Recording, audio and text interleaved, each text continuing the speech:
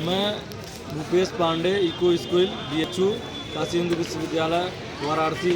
के महामना मालवी गंगा स्रोत केंद्र से जुड़ा हूँ और गंगा मित्र एक्सप्रेस टीम एक काम कर रही है जो गंगा उत्सव का हम लोग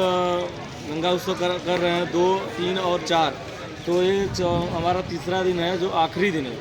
तो हम चाहते हैं इस आखिरी दिन को ऐसा बनाया जाए कि ये दिन हमेशा हम लोग याद रखें और उसी अकॉर्डिंग जो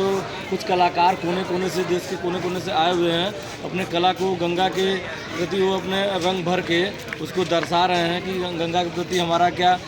दायित्व होना चाहिए और हमें किस रास्ते पर चलना चाहिए। जो गंगा में हम लोग गंदगी कर रहे हैं दिन प्रतिदिन हम लोग उसमें उसका क्या नाम है कि दुरुपयोग कर रहे हैं, जबकि हमें पता होना चाहिए कि गंगा हमारे लिए कितना ज़रूरी और आवश्यक है, जिससे हमारी 45% जनसंख्या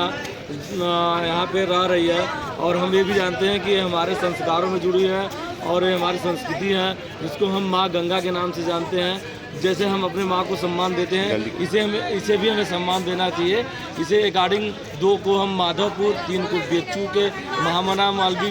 शोध केंद्र में हमने और 4 को यहाँ पे हमने 80 पे प्रोग्राम जो काशी विश्वविद्यालय के द्वारा सुपर एक्सप्रेस पे टीम जो काम कर रही है इसका अगर जितना सराहना किया जाए वो कम है। और इसके मेन सबसे बड़ा अगर हमने कहा जाए तो टीम लीडर धर्मेंद्र जी का बहुत बड़ा योगदान रहा है, जिसने अपने तो जागे ही हैं और सबके जगाने का भी कोशिश किया है। तो मैं उनको बहुत बहुत आभार प्रकट करूंगा कि जिन्होंने हम तो सोचते थे लेकिन उसको करके दिखाने वाला ही सबसे ज़्यादा